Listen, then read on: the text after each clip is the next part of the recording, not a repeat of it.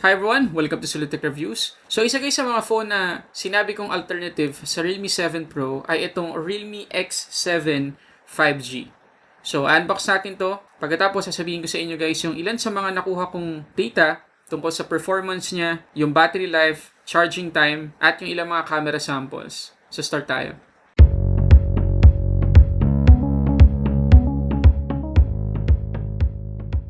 Okay, so disclaimer lang guys, itong Realme X7 5G ay hindi officially na-launch dito sa Philippines. Sa ngayon, hindi pa global version yung X7 na nandito sa atin ngayon. At yung X7 na pwede nyo mabili kung saan mang store na gusto nyo.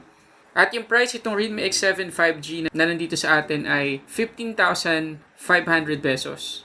So kung gusto nyo lang malaman kung saan nabili yung phone na to, ilalagay ko yung link dyan sa description box sa baba. At special thanks to Janus ng Pinoy Tech Dad sa pagkapahiram sa atin guys ng Realme X7 5G para mapag-usapan natin ngayon. Okay, so unbox na natin guys itong Realme X7 5G. So same na same pa rin, ang difference lang syempre X7 yung nandito sa harap. Pagkatapos, isa pang difference na makikita natin dito sa likod ay imbes na top specs yung makikita natin ay QR code ng mga Realme social media accounts. Pagkatapos dito sa baba makikita natin yung variant na 128GB of internal storage with 6GB of RAM. So, yun lang naman. So, unbox na natin guys. At isa pang difference ulit na makikita natin dito guys ay hindi welcome to Realme family yung nakasulat dito sa document sleeve, kundi mga Chinese character. Tapos merong 4,000 na number dyan sa gitna. Hindi natin alam kung ano yung nakasulat dyan. Tapos sa loob ng document sleeve, syempre, quick start guide tsaka warranty information. Pero I doubt na magagamit natin yung warranty na to dito sa Philippines. At syempre, meron tayong jelly case. Okay, so ito na guys yung mismong X7. Okay, ito siya. Tabi muna natin. At sa ilalim, meron tayong 65 watt na super dart charging brick. Meron din tayong USB-C to audio jack adapter. Syempre, meron tayong USB-C cable. At sa pinakailalim, yung ating SIM ejector tool. Okay, so tanggalin na natin sa plastic itong Realme X7. Wow guys, ang ganda ng design niya. Matte finish. Malapit na malapit sa texture ng Realme X3 Super Zoom. Sobrang gustong-gusto ko to. Hindi siya fingerprint magnet. Tapos makikita niyo yung gradient color niya from parang silver to sky blue dito sa bandang baba. Okay, so basically guys, ito lahat yung laman ng Realme X7. So pag-usapan na natin yung mismong phone. Okay, so dito muna tayo guys sa design. So makikita natin again dito sa likod, sobrang ganda talaga ng design nito. Tsaka yung color niya. Tapos yung kanyang camera module guys, makikita nyo naman, ay kaparehong-kapareho nung sa mga Realme 7 series ngayon.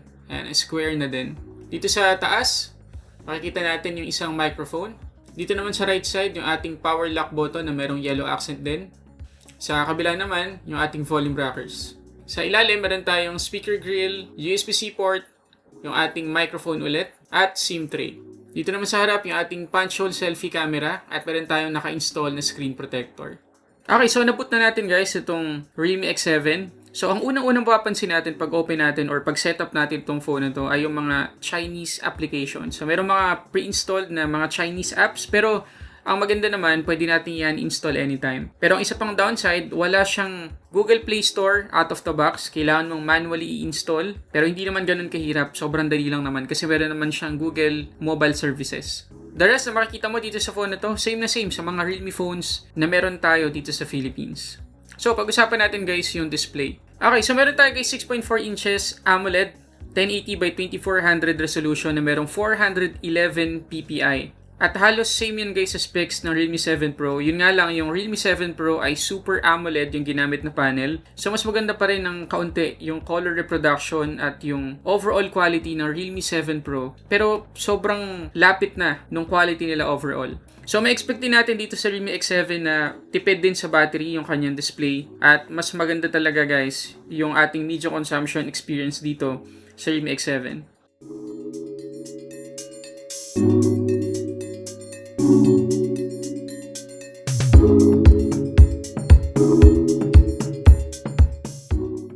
Okay, din tayo guys sa performance. So, out of the box, naka Android 10 na tayo at naka Realme UI 1.0 pa rin. So, talagang same na same sa mga ginagamit nating Realme phones dito. At pagdating naman guys sa chipset, meron tayong MediaTek Helio 800U 5G 7nm. At kagaya nung nakita natin sa unboxing kanina, meron tayo ditong 128GB of internal storage. Pero 6GB lang yung RAM natin compared dun sa 7 Pro na naka 8GB na RAM. So before natin guys i-check yung kanyang gameplay, tingnan muna natin yung kanyang Antutu benchmark. Okay, so total score natin guys ay 326,646. At kung maalala ninyo dun sa Realme 7 Pro, ang pinakamataas na nakuha nating Antutu score doon ay 288,000 lang. So talagang ang layo, no? Malayo yung difference ng performance ng MediaTek Helio 800U compared sa 720G ng Snapdragon. At kagaya ng napansin din natin, itong Realme X7 ay 5G na. So talagang future-proof yung phone na to compared sa 7 Pro. Sa gaming naman, kagaya ng papansin nyo, napaka-smooth. Masasabi ko talaga guys na wala akong napansing frame drops o lag dito habang naglalaro ako. Hindi na-generate lahat ng graphics kasi siguro dahil masyado pang bago yung MediaTek Dimensity 800U. So hindi pa ganun ko-optimize sa Asphalt 9. Pero talagang napaka-smooth niya pagdating sa buong gameplay nung tinest ko siya. Pagdating naman guys sa camera, meron tayong 64 megapixels 1.8 aperture yung kanyang main shooter. Ultra wide na 8 megapixels 2.3 aperture. Macro lens at depth sensor na 2 megapixels na may 2.4 aperture. So mapapansin din natin guys na halos same din sila ng setup ng Realme 7 Pro pagdating sa camera array. So tingnan natin ilang sample shots.